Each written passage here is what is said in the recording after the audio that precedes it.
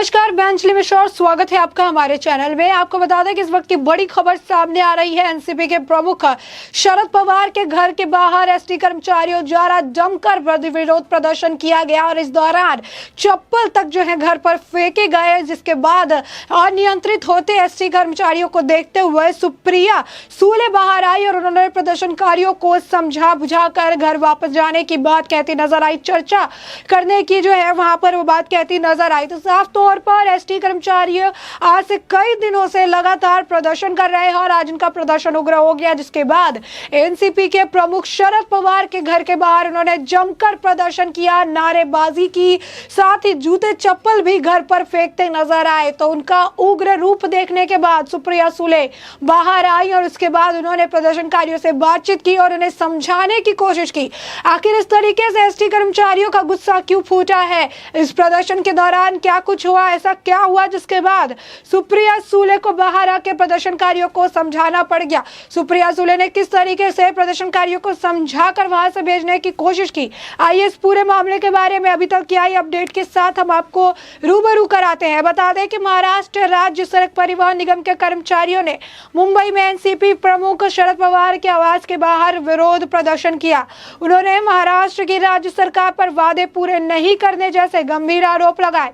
दरअसल कर्मचारी लंबे समय से हड़ताल पर हैं और विभिन्न मांगों को लेकर सरकार के खिलाफ मोर्चा खोले हुए हैं। बताया जा रहा है कि प्रदर्शन के बीच सुप्रिया सूले ने प्रदर्शनकारियों को समझाने की भी कोशिश की है और ऐसे में एसटी कर्मचारियों के आंदोलन शुरू करते हुए बड़ी संख्या में कार्यकर्ता एनसीपी के प्रमुख शरद पवार के बंगले के बाहर पहुंच गए और यहाँ चप्पल और पत्थरबाजी शुरू कर दी। उन्होंने कहा कि कर्मचारी आक्रामक थे और अदालत के फैसले से सहमत नहीं थे। कर्मचारियों ने पूरे हालात के लिए शरद पवार को जिम्मेदार ठहराया। एसटी मजदूरों की हड़ताल, मजदूर अब भी एसटी भंग जो है करने पर अड़े हुए हैं। उन्होंने कोर्ट के फैसले को अन्यायपूर्वक बताया है। शरद पवार ने कोई बैठक नहीं बुलाई है। कुछ कर्मचारियों ने कहा कि पवार की गैर विलीन के पीछे जो है कहीं ना कहीं मास्टरमाइंड थे। 124 एसटी कर्मचारियों की हत्या के मामले में आंदोलनकारी एसटी कार्यकर्ताओं के महाविकास अघाड़ी की जो सरकार है उनके खिलाफ आक्रोश जताया। मुंबई हाईकोर्ट ने एसटी कर्मचारियों को 22 अप्रैल तक काम पर मौजूद रहने का अल्टीमेटम दे दिया था। उन्होंने राज्य सरकार को कर्मचारियों की मांग को पूरा करने के भी निर्देश दिए थे। इस आदेश का आजाद मैदान में अनशन पर बैठे कर्मचारियों ने विरोध किया था और इसी बीच हड़ताली कर्मचारियों के वकील गुणनाथ समझा ने मीडिया कर्मियों से बात की और उच्च न्यायालय के फैसले की प्रति प्राप्त होने तक हड़ताल की तारीख और समय एक साथ तय किए जाएंगे। उन्होंने जवाबदेह ठहराया, उनके खिलाफ जमकर नारेबाजी की, शरद पवार हाय हाय के नारेबाजी की गई।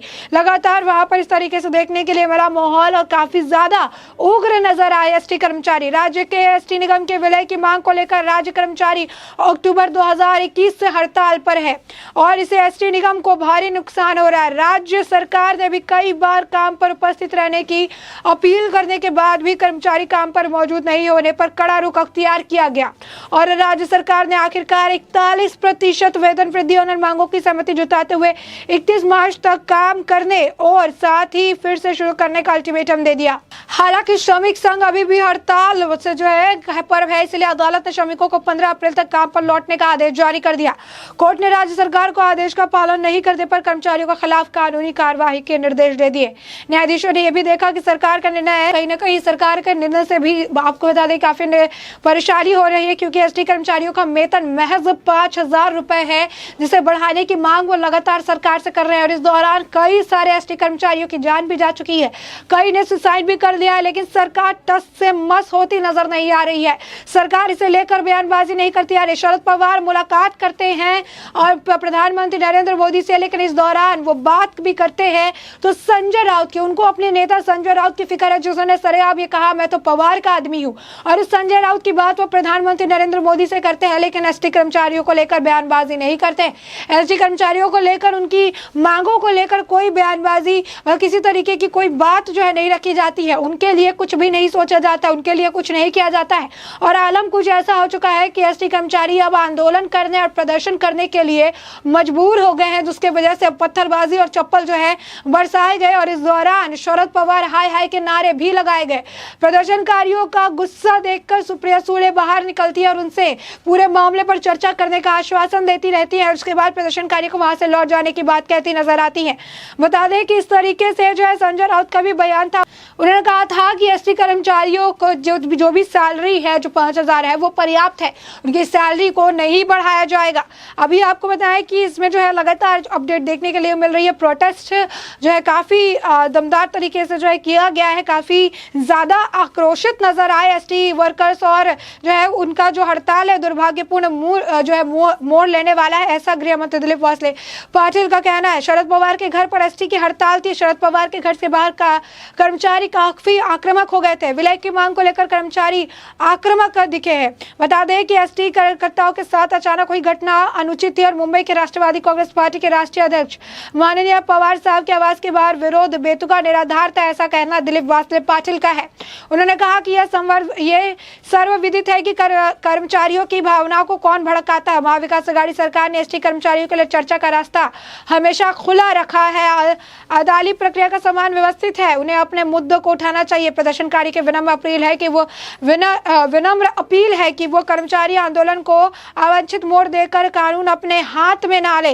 तो इस तरीके से जो है दिलीप वासले पाटिल की तरफ से इस पर ट्वीट किया गया है। वहीं आपको बताया कि संजय राउत ने भी इस घटना पर प्रतिक्रिया देते हुए कही कि आज की घटना दुर्भाग्यपूर्ण है, पर्दे के पीछे से माहौल खराब करने की कोशिश की गई है।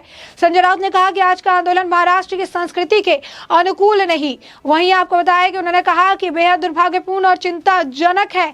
सरकार ने रास्ता निकालने के लिए हर संभव उपाय और चर्चा की, लगभग सभी मांगे मान ली गई। पर्दे के पीछे अज्ञात ताकतें लगातार माहौल को अस्थिर करने और कुछ समूहों के प्रमुखों को भड़काने की कोशिश कर रही है। उनकी नजर में है कि महाराष्ट्र के महाविकास अघाड़ी की सरकार।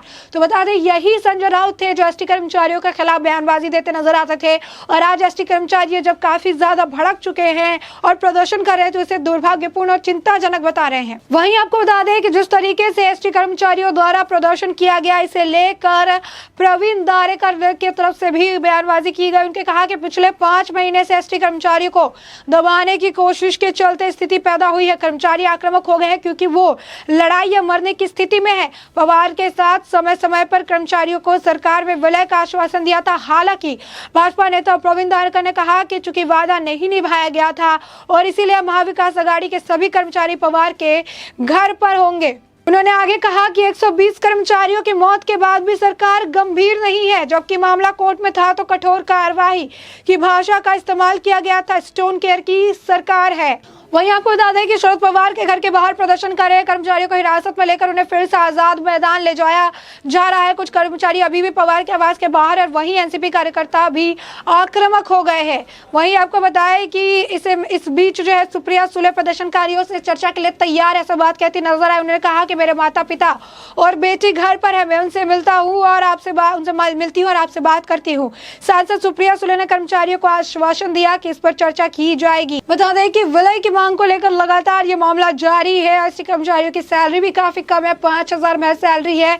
इसे लेकर कई बार बयानबाजी की गई थी और कहा गया था कि हम कुछ भी करने को तैयार है, लेकिन सैलरी बढ़ाने को तैयार नहीं है।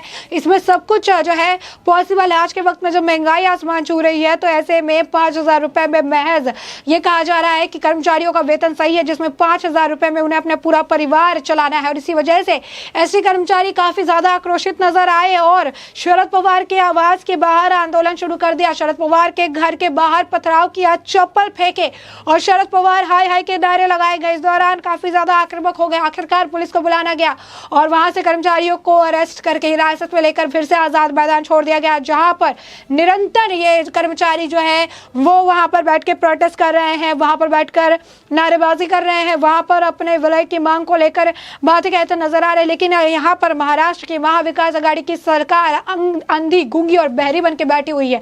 अब ऐसे में कर्मचारियों द्वारा जो है ये बड़ी कहीं ना कहीं नारेबाजी, विरोध प्रदर्शन देखने के लिए मिला, वो भी एनसीपी के प्रमुख शरद पवार के घर के बाहर।